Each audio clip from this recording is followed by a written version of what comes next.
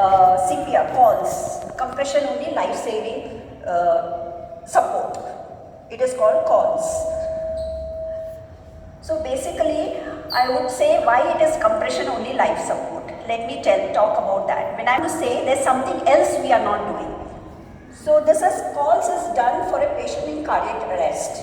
So when the heart ceases to work, there are two vital functions that doesn't occur. One is the circulation and one is the oxygenation. In compression only life support, we are replacing the heart's circulatory function. We are not bothered about the oxygenation. This compression only life saving support is meant only for lay persons like you. Actually, the life-saving support comprises of two things in the hospital for us.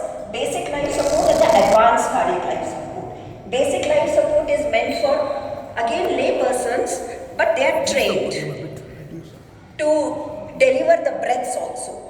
So when I am talking about compression only life support, I am not talking about breaths. I am talking only of the compression. Why? Because when the heart ceases to work, for few minutes we have oxygen in our blood. That is enough. But the circulation is very important, because if the heart is not pumping blood, squeezing blood to the vital organs, your brain may suffer hypoxia, and that will lead to irreversible damage. So the circulation takes the primary focus. So disclaimer, this session is not going to deal on anything of etiology, that is the causes of the cardiac arrest, but it is only for what should be done in case of emergency when the cardiac arrest occurs. Right?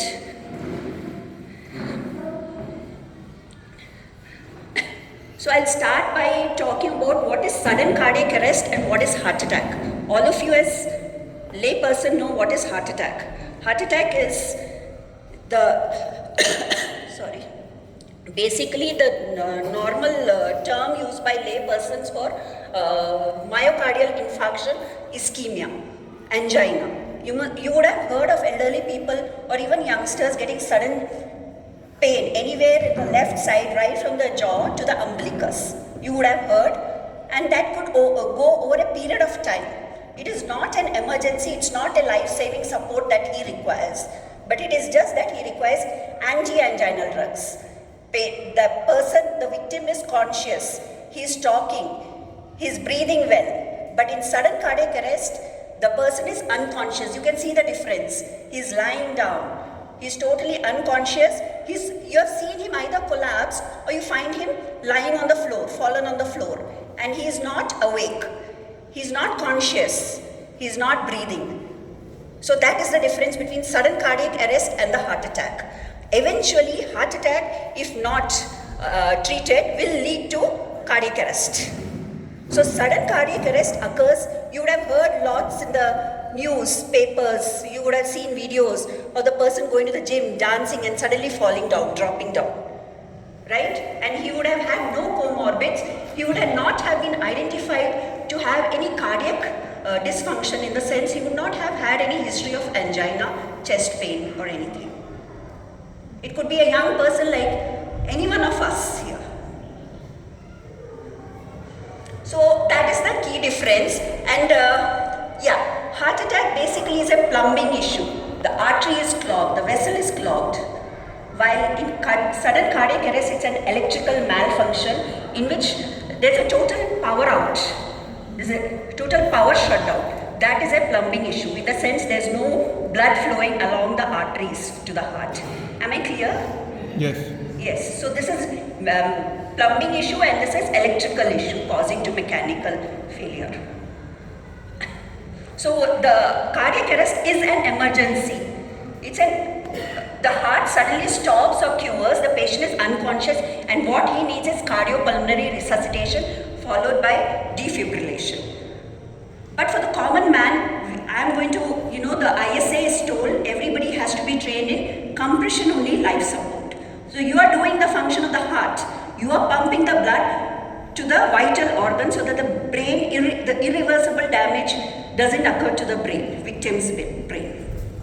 In myocardial infarction or the heart attack, the patient still has time. isn't it? He'll walk and go to the OPD or the emergency, but in sudden cardiac arrest, the victim is found unconscious. So that is more an emergency in which you have to start doing compression only life support. So let's go to the statistics. Why this is important is, there were studies, evidences that show that sudden cardiac arrest has become a national emergency. Statistics say that it is 4,280 people per lakh population can have sudden cardiac arrest in India. While in US the mortality number is only 60 to 151 per lakh population. Why? Why is this so big? The number is so alarming, right? Because the ambulance reaches on time. Probably they are all trained. While in our country, many of us are still untrained and the ambulance takes its own time.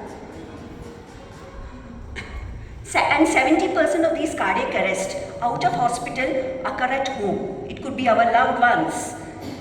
And of these, we must remember 90% is fatal. So that's quite an alarming number, right? Out of these 90%, the 46%, 90%, out of the 90%, the 46% are totally salvageable. In the sense, if they receive immediate compression only life-saving support. That is, the vascular supply to the brain is maintained.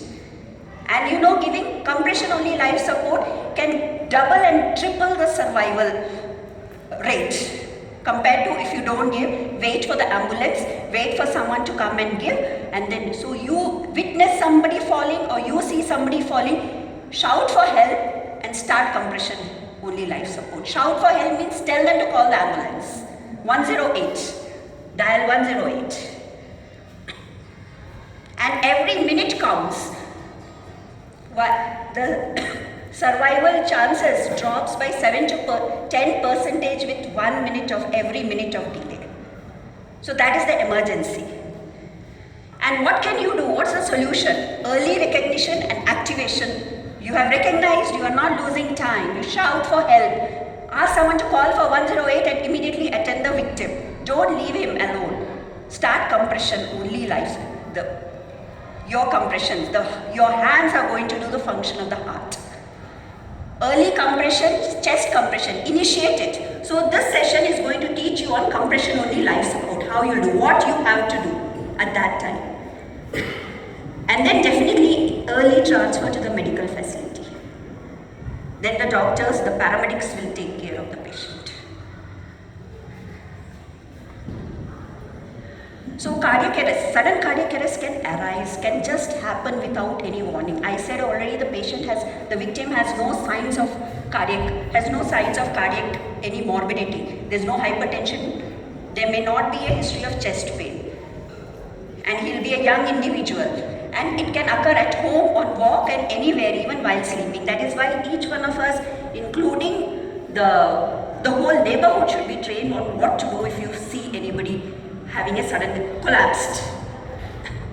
And within minutes, the brain begins to suffer irreversible damage. That is what we are countering by compressions. So this is it, the timeline. The brain survival window is just 4 to 6 minutes during hypoxia. Hypoxia means there's no circulation occurring to the brain, your heart has stopped, and the brain is suffering from hypoxia. So the survival window is as small as 4 to 6 minutes, and the ambulance will take minimum 10 minutes, right? In fact, more than 10 minutes to arrive. So what happens during that gap? You are not doing anything, you are not attending. You are just shouted for help and called everybody. But that is not it. You are all, after this session, you will be empowered to do compression only life support. That is what is the aim of this session. So you are the bridge.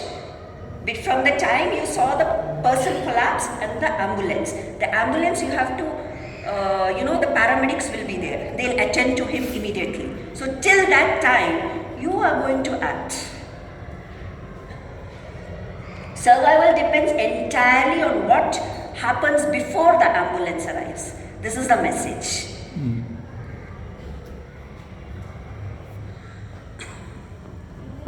So what is heart? Heart is just a pump that is squeezing out the blood to the entire body, isn't it? Sudden cardiac arrest, it cures, it goes at a high rate, but it's not delivering the blood to the vital organs. So what do your hands become the heart of the victim? That is the importance. So what your hands are going to do, you are manually squeezing the blood out of the heart to reach the vital organs, the brain especially.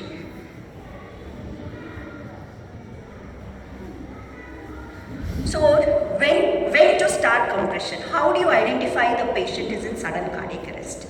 You would have seen somebody just collapsing, falling in front of you. There are videos in which the person was dancing and drops, just collapses, right? Gymming, post-gym, just collapses. So the patient, the victim suddenly collapses.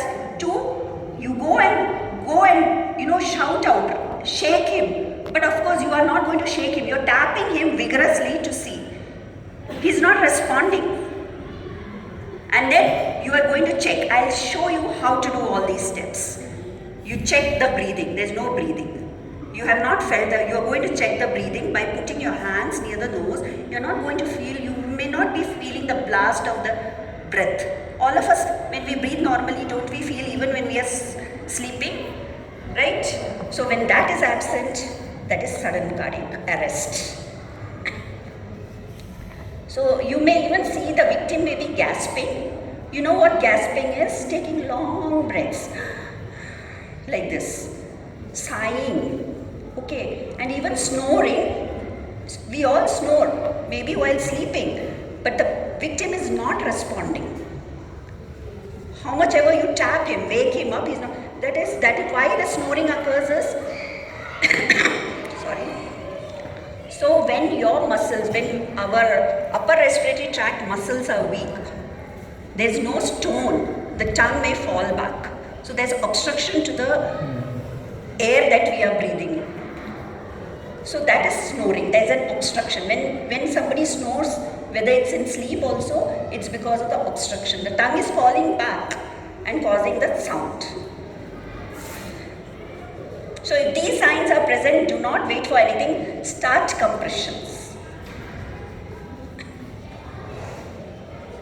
So here for now, the society, Indian Society of Anesthesiologists, and nationally we have broken the rule. I have said you check for his response, check for his breath. And we as medicos, we feel the pulse. But for the common man, we are telling don't feel the pulse. Why? You're going to waste time. You may not be, trained to feel the pulse. When I say pulse, it is the central pulse we are feeling. It's not the peripheral pulse. The heart is too weak. You may not feel the peripheral pulse. So, I will tell you how to feel the carotids, but please don't waste time checking the carotids. All of you can feel your own carotids just with 2 fingers, not the thumb, lateral to the trachea. You slide, there's a groove there. Have you all felt? Yes. Yeah.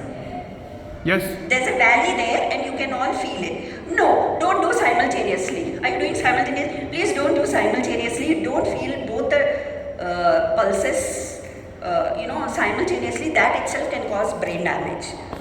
And don't feel with your thumb, because when you use your thumb, you're going to feel your pulsation of the thumb. That's why I said feel with 2 fingers. But for the common man, I'm telling don't waste time searching for the pulse, central pulse. Of course, peripheral will not be there. It will be very feeble. You won't be able to appreciate. But feel the care. But I'm not advising you to feel the central pulse.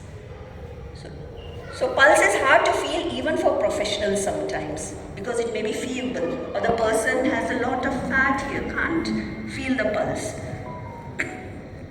Time is brain. It's a race against time.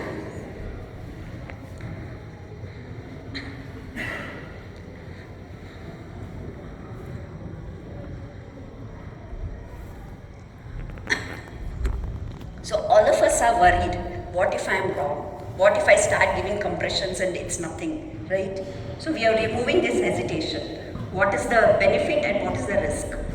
The risk that can happen if the If you're not doing compression, the harm is more than doing the compression. If the person is conscious, he'll wake up. Maximum what will happen is rib fracture, right? That will heal. But if you don't do, what will happen is irreversible damage leading to death.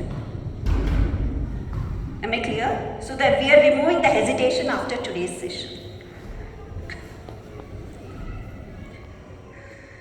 So you don't need any experience. The Indian Society of Anesthesiologists has said you don't need any experience. You just need your willingness to help. Your two hands to help. Right? You don't need any medical knowledge. We don't even say mouth-to-mouth respiration. We don't train for that unless and until it's your own relative. It's very unsafe and unhealthy to do. Nobody teaches mouth-to-mouth. We do the ambu bag and the mask. But compression only life-saving means we are going to do only the function of the heart. We are not going to take over the function of the lungs or the respiration in that time window. You don't need machines.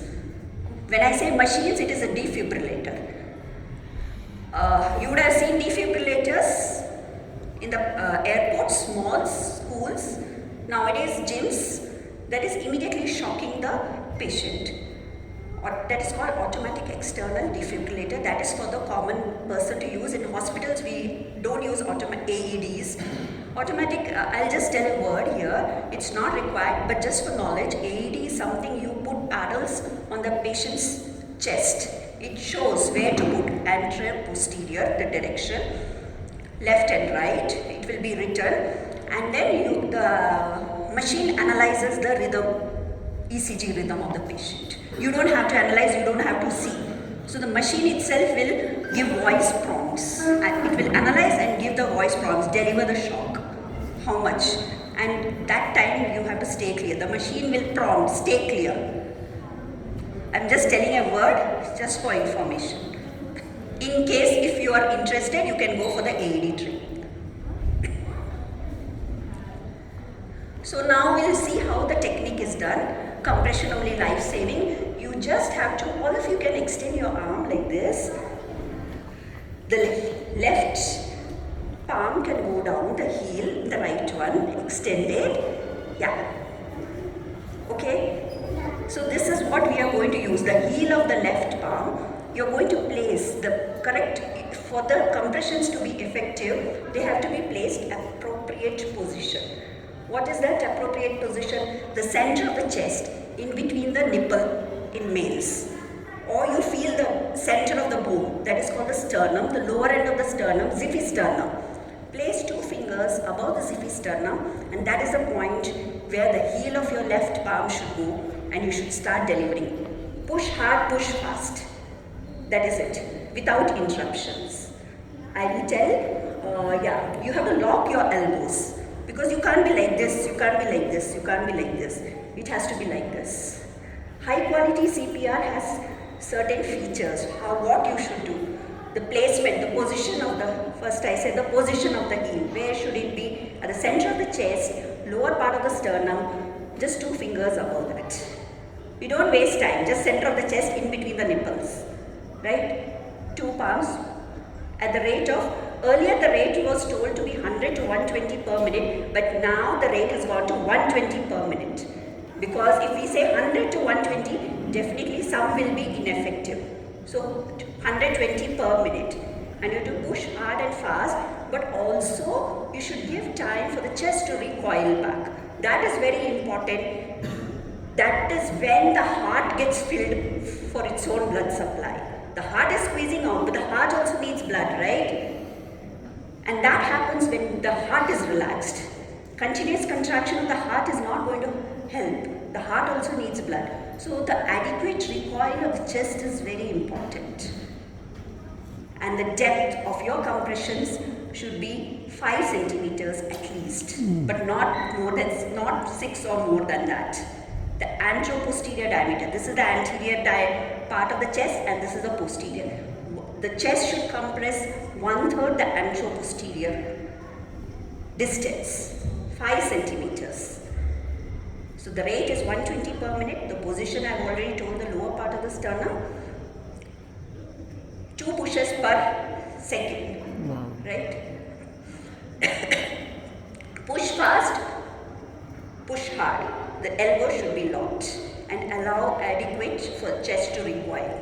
So when we compress, we count 1, 2, 3, 4, 5, 6, 7, 8, 9, 10, 11 till 30. 30 cycles of 5. I mean 30 compressions, 5 cycles. So 150. In the training video, the person speaks 1001, 1002, 1003, 1000. That is for untrained people, so that you understand that the chest has to recoil back. So you need to say that 1001, 1002, 1003, 1004, so that the adequate recoiling occurs and the heart also gets its blood supply.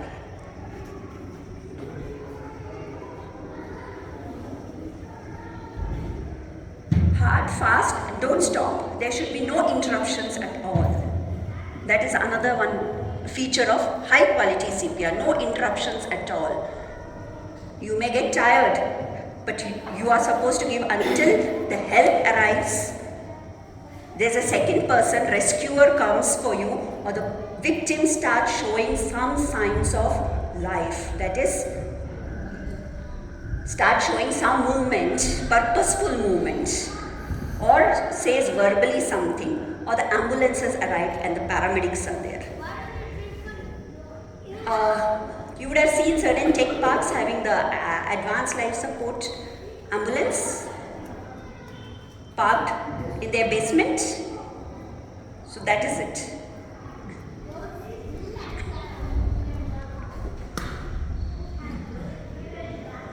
So I am just summarizing: early recognition and activation.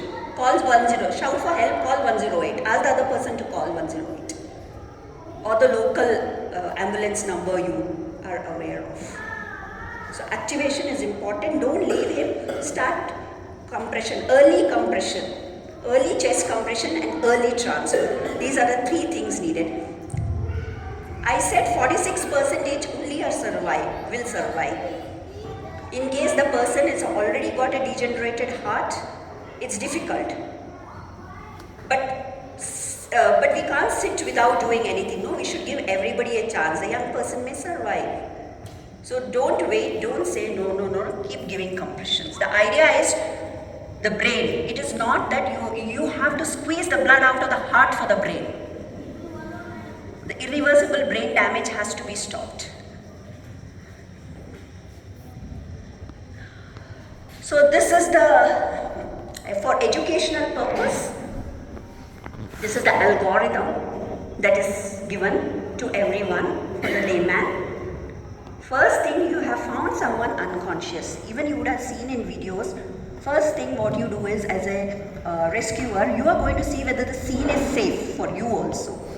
You're not going to jump into anything, right? Scene is safe, or pull the victim to a safe corner, shout for help, ask them to call 108 and start compressions. See whether he is responding or not responding, breathing. If the above things he is not responding, not breathing, start compressions. 30 cycles of 5. So you have covered 150. Again go back. He is responding, shift and observe to the medical facility. He is not responding, start compressing again.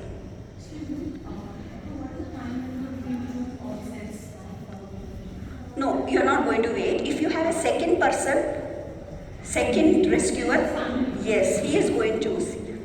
You can check, you can call him out in between, right? But you are not going to interrupt. There should be no interruptions. So 30 compressions of 5 sets. If you are alone, then you check the risk. If there is a rescuer, like why 30 is kept? Because in medical, in the hospitals, the ratio what we give is 30:2. 30 compressions followed by another rescuer who gives the breaths. So that is why it is still put 30 for the common man. 30:2 is the ratio. Ventilation, the compression to ventilation. Our heart rate physiologically is somewhere between 60 to 100 beats per minute, and the respiration rate is 12 to 14 or 16 per minute. So that is the ratio.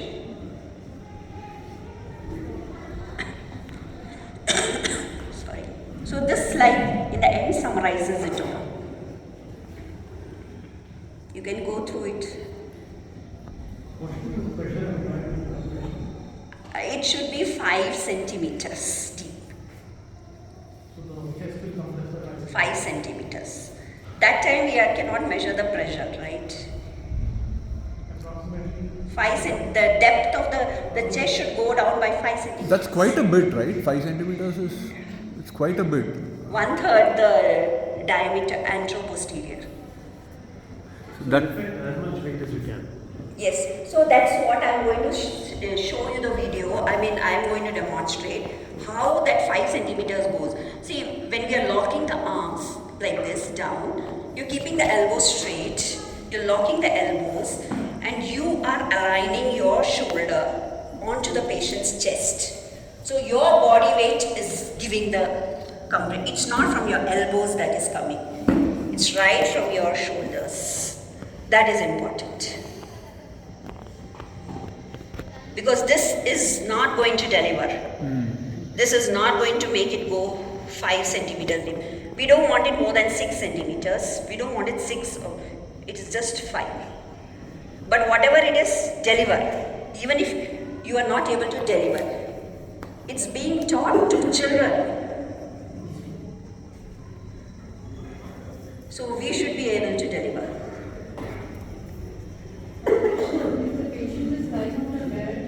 Yeah, so that is it. The hard surface is very important because it is only against the hard surface that the heart, you will be able to compress the heart. Imagine you are filling the cycle tire which is kept on a sponge. It takes more effort, right? The pressure gets dissipated when the victim is on the bed. The pressure is getting dissipated to the mattress. That is not going to cause effective compression. In the hospitals, what is done is they put a hard surface immediately under the patient, between the patient and the mattress. So the depth is maintained. I mean, it's going to be adequate, effective compressions. Should an end be slightly elevated or? No. There's no time to do anything. You must understand it's an emergency. how do we ensure that we bring them to a hard surface? I mean, if they're in a mattress, I mean, it's just not possible to bring. It's not possible. Then you have to give more compressions. Got it. Do we have Right. to loosen there? Yes, we have to loosen the shirt. So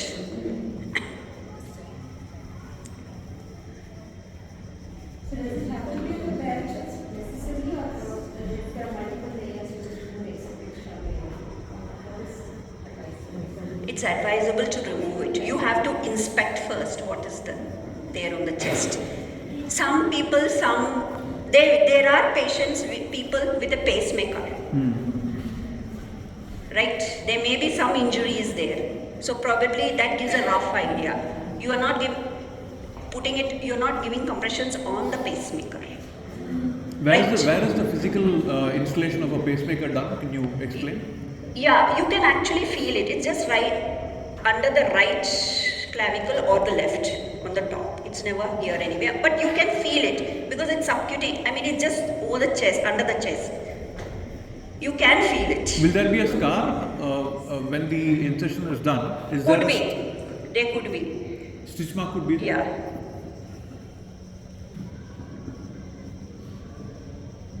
So bare the chest and start giving. You never know what is there. And compression only life support will not act in certain situations where there is lack of oxygenation, hypoxia caused by drowning, asphyxiation, toxic fumes inhalation, smoke inhalation burns victim. So compression only life-saving support will not work. The oxygenation has to be taken the priority. The primary focus is on oxygenation. Even hanging, there's oxygenation failure. So where does oxygen come from? Common man, unless and until you know the victim, please don't give mouth to mouth. So normally on the air How much oxygen is present in the air? It's only 21%. It's not 100%. how does the patient take it? We are testing. You you are checking the breathing present or not. Only if the breathing is not present, you are doing compression only. If the breathing is there, you are turning the patient on the lateral side. I'll come to that. If your compressions, by your compressions, the patient has recovered, I said he'll show signs of responding. He'll do some purposeful movement or breathing has come. Then we put the patient in the recovery position. That is the left lateral position. I'll show you. Why left lateral? Because the patient is now breathing well, but you don't know the reflexes, airway reflexes are not present adequately, protective reflexes. When we eat something and the food enters your trachea, you're going to cough. But he's not coughing, he's not responding yet. So he may aspirate, the tongue may fall back. So you're turning the patient onto the left lateral side. So that in case if he vomits also, the food is not going to regurgitate and he will not have aspiration. You have to keep the trachea clear, right? Sorry. Do we need to be certified in order to perform it? No, compression only life-saving support is for layperson. Even watchmen, security, maids, anyone can be trained. All of them should be trained. It can happen to any one of us walking outside on the road. It comes in handy. It's always helpful. You can save a life. So if you do it for someone like some random person on the road, is it Random person means? someone was falling off the road and just trying to help? Will that cause any legal issue? Yeah, trouble. That, see, it is not going to, you are not purposely harming the person. You can say compression only life support is a very much, advocated for life support. You can say that I saw the scene, ensured scene safety, I checked the victim, he is not responding, he is not moving, I checked his breathing. You can always substantiate why you did that. You are worried of infections of the hands? Medical, legally nothing. Legally, it's not going to be You can do anything you want. But nobody will, it's not a crime to do compression only life support in the person who requires it. Nobody will question it. As a good Samaritan, yes, you've done your job. Why does a young person not need to be suffered from? See, today, I also wanted to know, probably we are in the post-COVID times, where COVID is showing toll on our heart. It could be that, or too much of media. Probably it had been occurring long back also, too much of media coverage. And definitely the person would have had some history or some family history of cardiomyopathy. A young individual would have had a history of cardiomyopathy in which the heart, when he is doing excessive activity, physical activity, it may suffer some electrical disturbance, causing the heart to cure, and whatever the rate it may go, in the ECG it is seen as ventricular fibrillation. There are many etiology of ventricular fibrillation. This is not a cardiology class. This is a session on what to do. So I just told that. So what happens when we do this and they recover, right? Yeah, recovery position. Okay, so after that, do we stop the process? Patient is breathing. You stop it when the patient is breathing, moving, some purposeful movement. You have seen the breath has come back, right? But still is unconscious. You're going to roll him onto the left lateral side and put his chin up. Why? We are preventing the tongue fall. And keep checking every 2 minutes while you're waiting for the medical help. And for how long do we do this? Like say that the ambulance is going to take 30 minutes. I'm just saying in Chalagata it could take 30 minutes to come from Manipal. So do we continue for 30 minutes? Yes, is that a yes?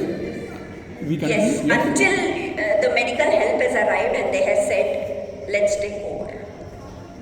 But for 30 minutes,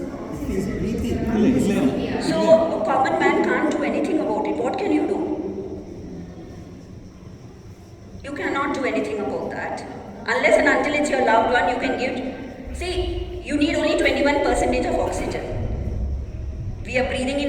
21% of oxygen. Now I'm breathing in and I'm exhaling. My breath has 16%. I take a deep breath, but this is not a part of it. I will not advise it. But aren't we exhaling carbon dioxide? So when Yeah, so how but we have carbon dioxide in the air also. But I'm not talking about giving mouth to mouth at all. I'm not talking about if we get trained for that and we want to do it to our relatives, near ones, that increases the chance of survival? probably. If it is an oxygenation failure, yeah, it can. Along with this, the CPR, I mean. Very difficult. If the 30 minutes is the time period is prolonged. No, I'm saying along with that you do it, right? I mean, is that how it is done usually? Two people, 30 is to 2. I said 30 is to 2. Got it. Simultaneously it is done. In the hospital, we are 2 people. We are not giving mouth to mouth, we are not amboing, we immediately intubate the person. We put in a tube down the trachea and ambo with the oxygen supply. Pardon? You should tell that us.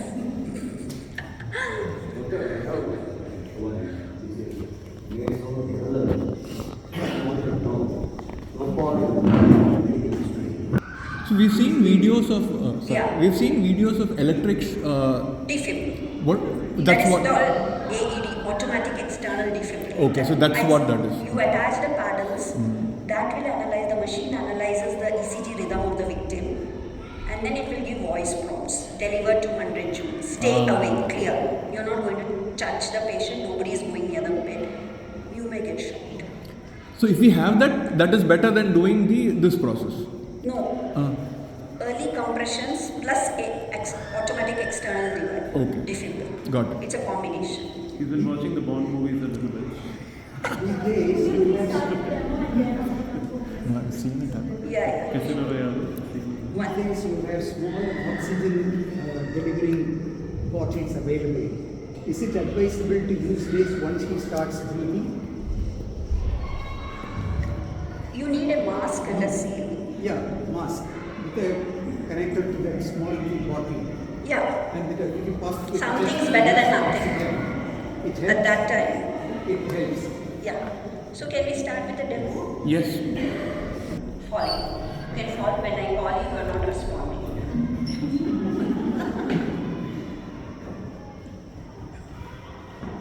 So I'm seeing the scene whether it is safe or not for me to, I don't know.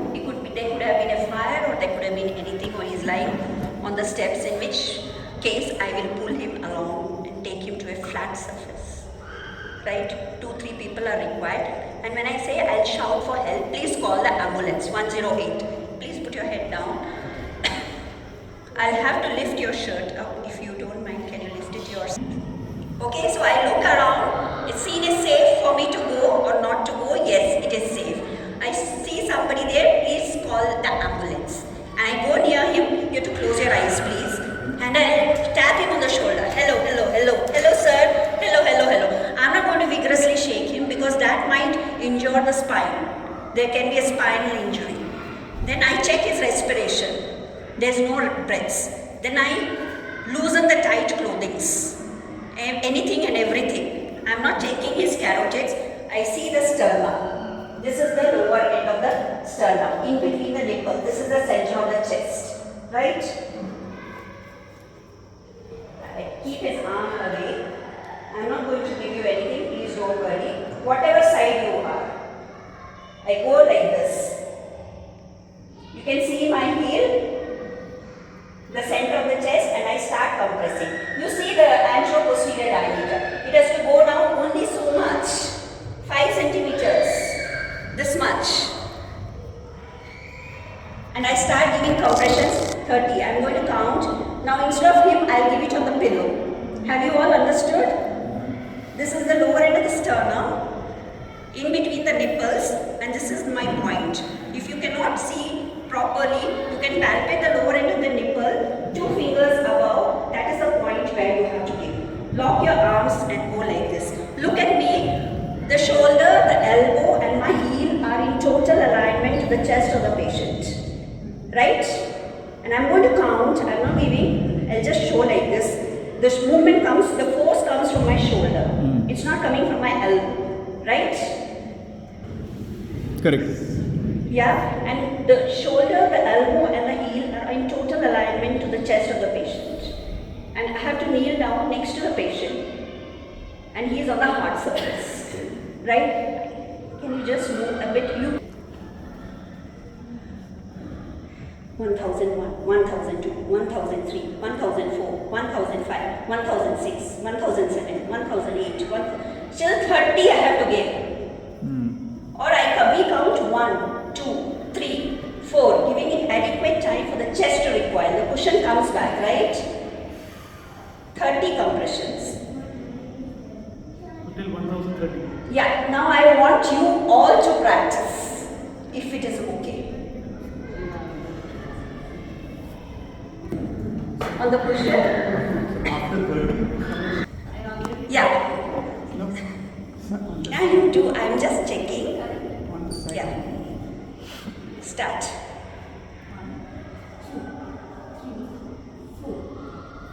Yes. Come forward still further because this has to be aligned to the chest. So the weight of the shoulder has to fall. Yes, you saw the difference when she was away and Yeah, she came yeah. closer. So that was a classical difference I wanted you to appreciate. Yeah. So all of you should first know how to recognize it. Nobody is going to, none of you have. Check his breath. You have to go stepwise. You have to see the scene is safe for you. Call someone 108 so that it gets tuned to your brain. That is how we teach our paramedics and the students. So one common Yeah. question which I will ask, which everyone should know is that the most common thing you find is actually someone faints and falls off. So don't start. Yeah, we'll come to that. That is very important. So that's why I said breathing. Whoever faints is going to breathe. Definitely. We have seen many students falling. Long standing, they have not had breakfast, they are standing for quite some time, they are not shaking their legs. The fainting occurs again because the blood supply to the brain is reduced, there's venous cooling down. When we are standing for a long time, what happens? That's why they say keep moving, keep shaking, exactly what you did. Somebody is asking. Yes. No.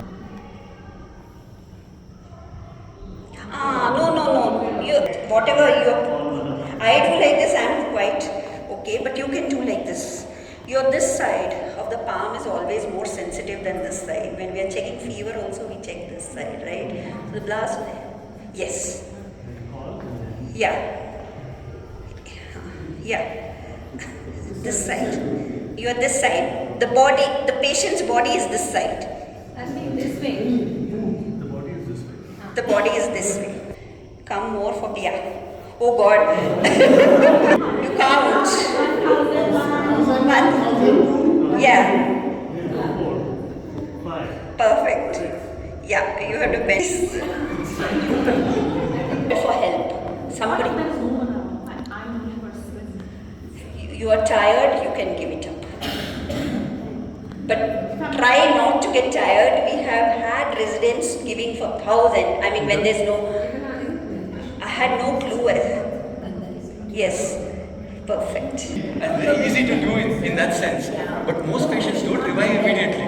So you'll keep doing, and after 5 minutes you are doing it, you're sweating like anything, and you're dead tired, and you need someone else. But you can't stop. So what happens is, you keep exchanging quickly. The next person comes in, he starts to take a break, and then you exchange again. So what is the typical time that, is there a typical time? There is no such thing. It depends on what happened and why he collapsed. No, you said 30 to 40 minutes it can go up.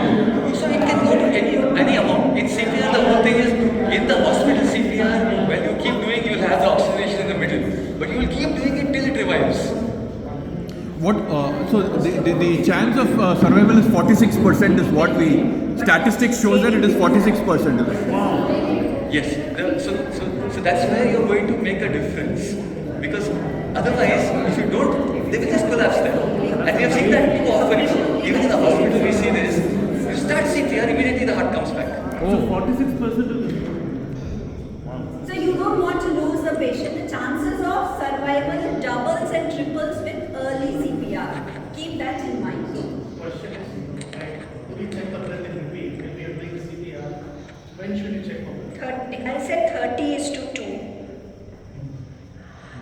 the victim will start, you can hear his breaths, he will respond, or he himself will show some purposeful movement until or the medical help has arrived and they are doing the CPR. People are there to do.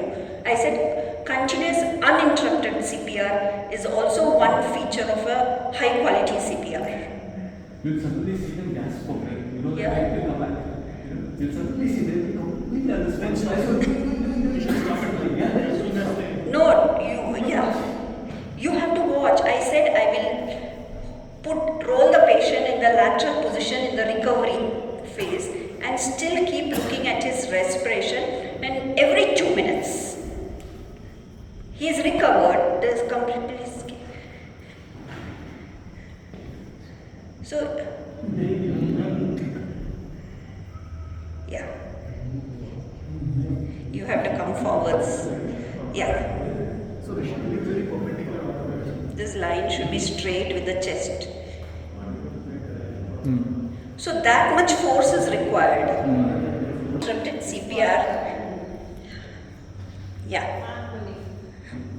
Suppose I am doing like this and he has shown a purposeful movement, or he is talking, breathing. I discovered that.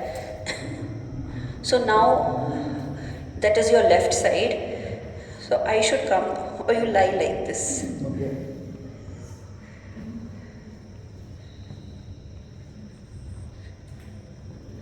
So now his hands are down. So I will first place this arm perpendicular to his body, and this like this. Lift his leg. You flex it. You can flex it, and I'll roll him. Just lateral. No, keep your head down, and then I lift his chin. Airway up. This is to prevent. You can all come this side. Yeah. I'll show. His arm is down. I take his the left side, the left arm down. Yeah. This hand goes under his head like this. This is flexed. Put your head down and lift his chin. Tilt his head and lift his chin. Head upwards. No, this. No. Loosen your.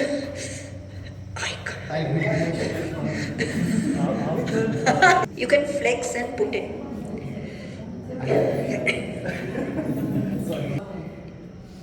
And support my yeah. I am preventing the tongue fall. Because if the tongue is falling back, he is unconscious, but he is breathing. He is breathing. Obstruction, correct. Tongue fall, aspiration, any vomiting, regurgitation, and because the airway is open, oxygen will go. He is taking his breaths. Only life support will not be effective where there is oxygenation failure. That is drowning, asphyxiation, smoke inhalation injury, any drug overdosage or hanging, and also in children below, in adolescents are treated as adults, young adults. Why? In children, oxygenation is the priority more than the compression. You can do compression, but oxygenation should be the primary focus. In adults, we still have an oxygen reserve. Children, because of hypoxia, can develop more problems. So oxygenation is the primary. My session is only for adults. Okay, there's something else I want to talk about, abdominal thrust. Abdominal thrust is given when you would have seen certain videos or even encountered while we are having any food at home or could be restaurant. The food may, while talking or something, may enter your trachea. It could be a large bolus. You are not able to cough it out and it is totally obstructed. So it's typically the person will be having food. He'll show signs like this and hold the hands like this. This is called the universal sign of choking. The moment he does that and he's not able to cough, he's not he's not able to vocalize. He's holding like this. And he may tap on the, that is a universal sign of choking. So what you do in that scenario? Yeah, that is called abdominal thrust. You go behind him, hold him tight. Can you come? Can someone record it? I am. Yeah, thank you.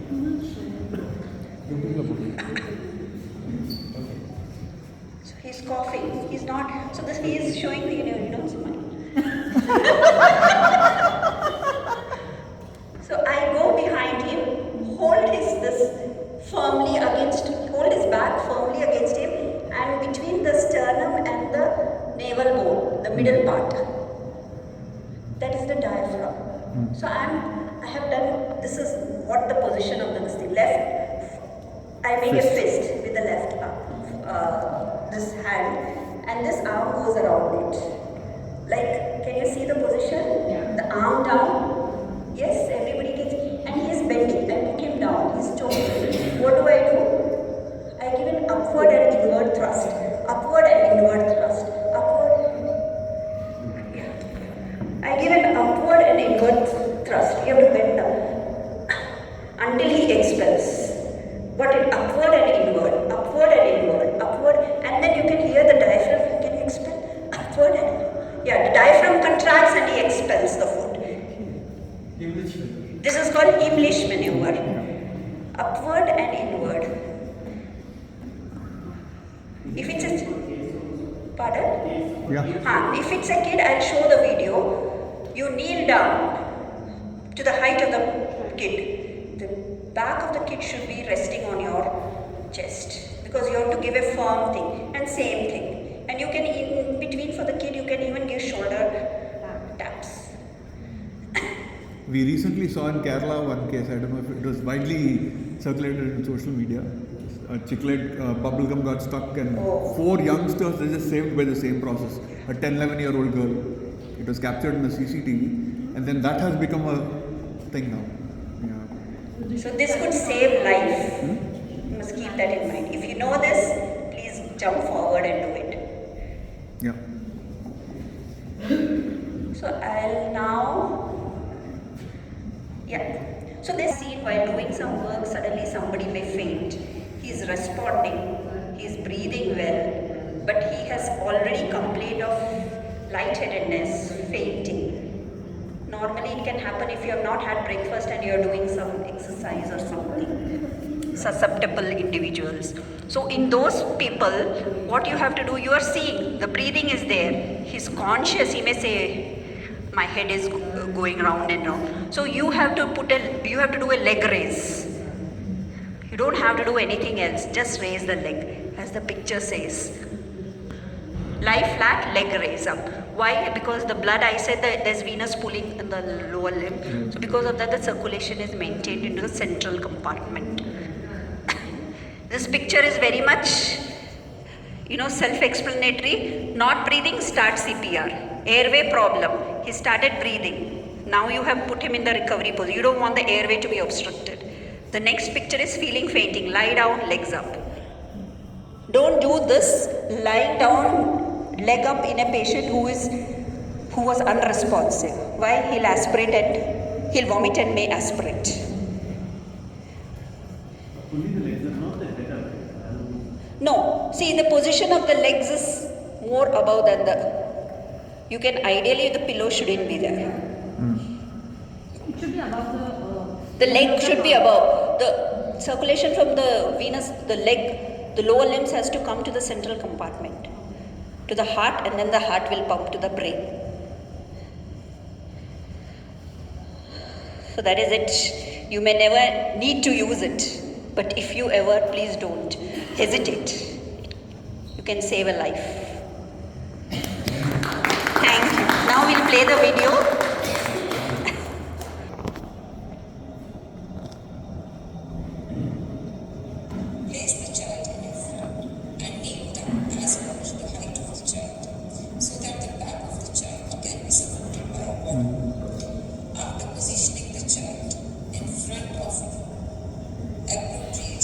According to the child's height, we need to